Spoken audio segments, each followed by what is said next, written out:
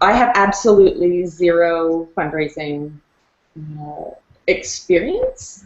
I have scavenging experience, which is how we do things around these parts where no one has any money. So we just try to find everything that we might possibly need. But I know we're going to need, I know there is money available for various initiatives, and I think more and more is becoming available from the university. So I'm looking to hear sort of some of your experiences, because I have none, and see what other people are doing, and trying to figure out how to do that with without having to sell ourselves. Awesome. Okay, thanks, SJ. And we'll move over to Jada. So where you're from and your campus funding situation and experience or goals. Okay. Can you hear me? It's really... My computer is done. Okay, here we go. Yes, my name is Jada. I'm at Dalhousie. Basically, I'm similar to Sarah Jane in that I'm good at scavenging. And I know how to, like, personally, like, where to ask for money, but I've never actually, like, fundraised. So I'm not necessarily, like, a huge knowledge pot of that.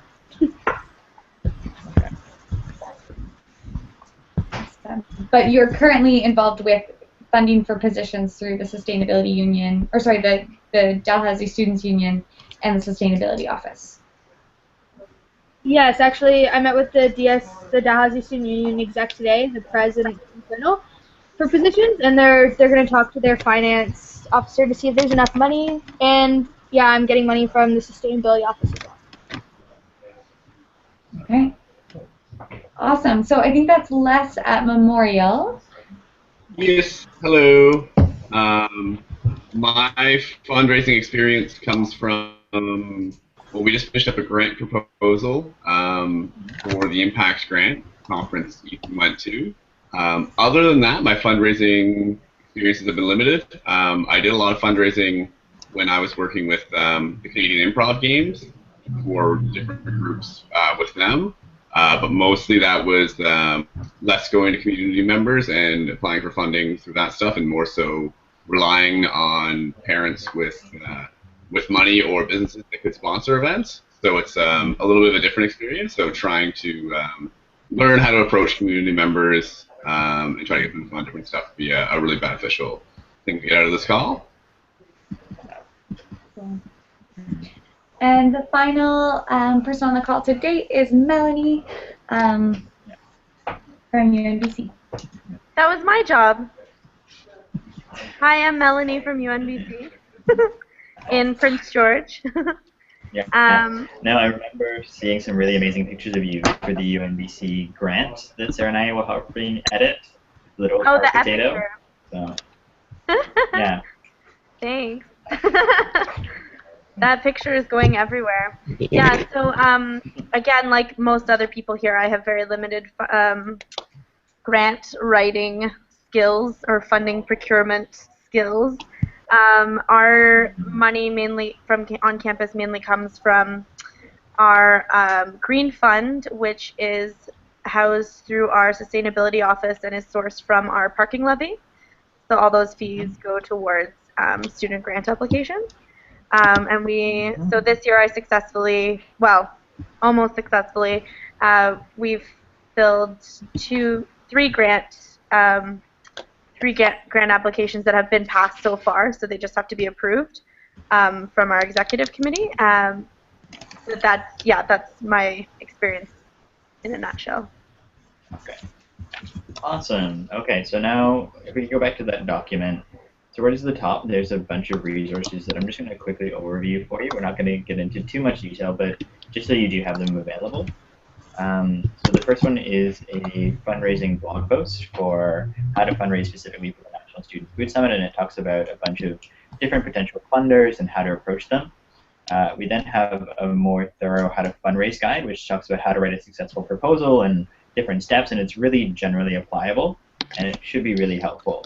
Then we have a fundraising letter example. So if you're approaching community businesses or community members for sponsorship to attend the summit, that's something that you can reuse. You just have to tailor it to CFSP and yourself and your own experiences. We've given you a sample sponsorship package. So that's the package that we used to get over $20,000 of sponsorship for the National Student Food Summit, which is just a really great example of how to use and how to create an effective sponsorship package. We've included a couple grants that you can look over as samples. So the first one is the Epicure grant, which was from UNBC, which we thought was great. And then I have an internal university grant, which was for the campus community garden that I started. And then we have some general fundraising resources. So an online fundraising guide, which is specifically about using crowdsourcing and crowdfunding. So that's actually sort of a new area of student fundraising that I found to be really effective. And then Fundraising 101 for board members, which has some really cool tips. A case for support for meal exchange. So if you're doing work that revolves around meal exchange, there's really good statistics from that. And then an example letter of agreement, which is something that I discovered coming to meal exchange that I wish I'd had for all my years of fundraising, because it really pares down what you're getting out of a partnership, and it ensures that there's an agreement on what the contributions are, because I can't tell you how many times I've had an agreement with a sponsor or funder where they haven't followed through because their expectations weren't made clear. Any questions about those resources at this point? There's a lot there, and we can always follow up on it. Yeah, are they all located in any particular folder, or are they just in this document? So they're all hosted on Box, and they're all linked to on this document. If you'd like, we can potentially look at putting them into a Google Drive folder so that you can have access to them down the line without having to go to this agenda. Yeah, or putting them on studentfood.ca. We can create a page for funding. No, so this is okay. Yeah. Yeah, no, I definitely think that's a good idea, and we can create a page on studentfood.ca. So one thing that we're hoping to do down the line is actually create a fundraising guide for campus organizations and students so we can put together a toolkit. So if there's anything that comes out of this call or any thoughts that you have on things that I haven't addressed, I would love to hear them. So moving right along, we're basically structured this call as sort of a what types of funding exist, who do you go for to get it, and how do you get it. So I just wanted sort of like a thumbs up, thumbs down on if you like that approach or if you want to go in a different direction. Sounds good. Sounds good. Okay. So in terms of types of funding that exist, if you go to the page, there's a huge giant list, and I'm just sort of going to read them, and then if you have any comments or stories you want to share, please bring them up. So the first type of funding that exists for students, and sort of the most common one, is organizational funding. So clubs get funding through their student union, through a student activity fee, and that's distributed to different clubs and organizations on campus. The second one is a levy. So this is a fee that's put onto all students' tuition, basically. That's collected into a pool of money. You can start a new levy, or you can rely on an existing levy. So parking funds are kind of like a levy, in a sense. And then membership fees. So if you're a campus organization and you actually have members participating in your organization, it's not all that uncommon to charge them $5 or $10 to get a membership card, which would give them access to events and funding. The second type of funding that's really useful for students is sponsorship. So that's sort of either product sponsorship, so getting a donation from a local business or a local farm, or monetary sponsorship, and that's in return for advertising and generation of positive public relations for them. The third type of funding is project-based grants. So these can be internal grants or external grants. Universities have been taking a lot of initiative to create student initiative funds and opportunities for students to apply for grants. And if you go to your student union or your student affairs department, student life department, they usually know about what's available. So if you aren't aware of ones on your campus, you can sort of ask and find out where those exist.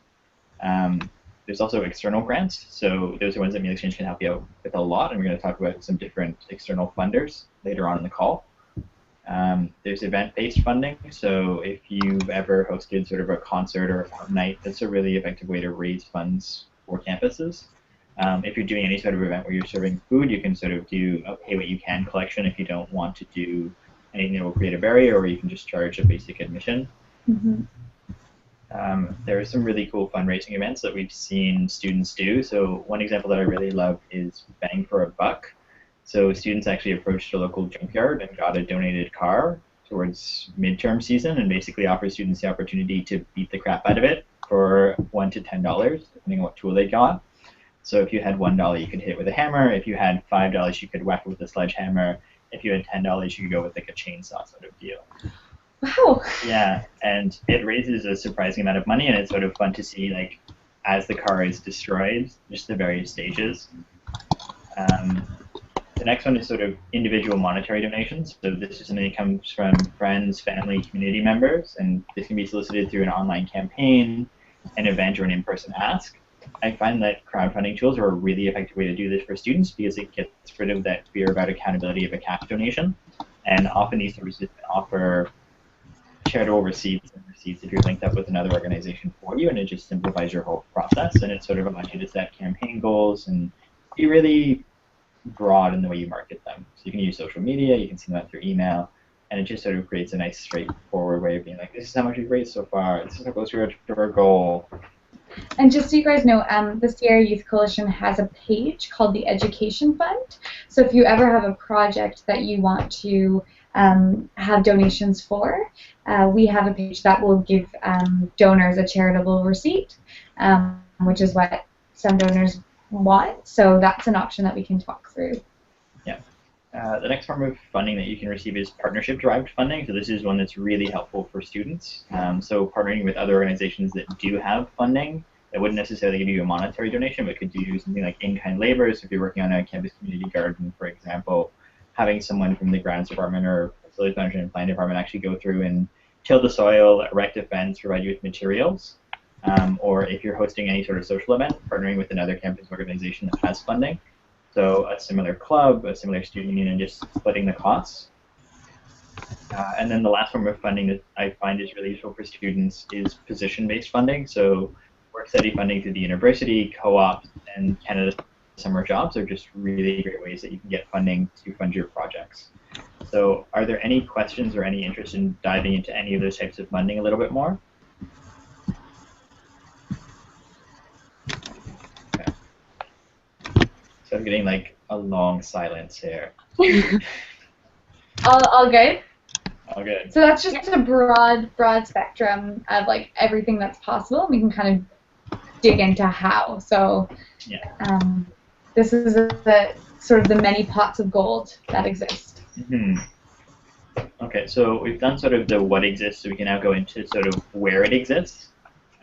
So places that you can access funding as a student that are really useful are your student union. So student unions provide that organizational funding that I was talking about earlier.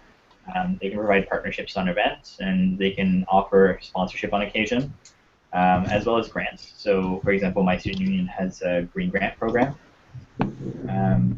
School administration are great funders. They usually have student initiative funds that take some form or another, or discretionary funds that can help support your initiative. So if you wanted to attend the National Student Food Summit, for example, you could pitch the idea of, I'm going to go to this campus and bring back XYZ.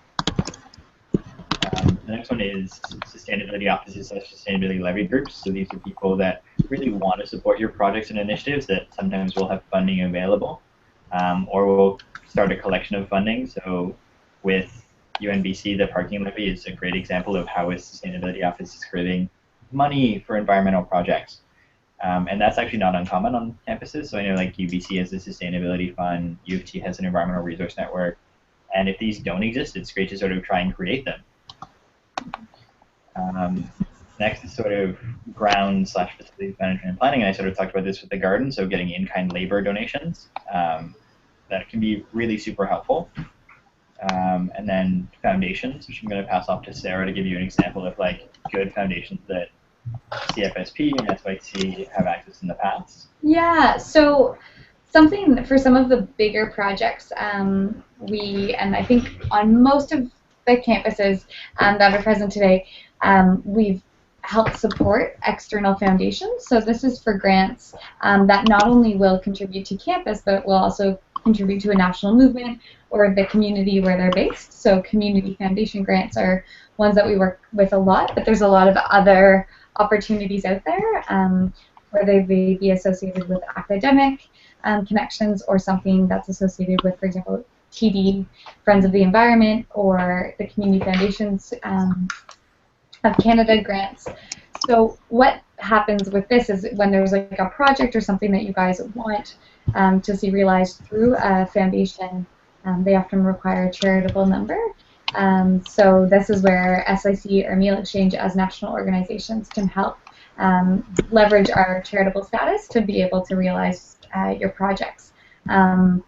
And that process, as many of you know, is sort of like a collaborative one where we work on grants together, make sure that the goals are in line with your campus, but then also sort of draw in some of the resources from the national network and the national scope.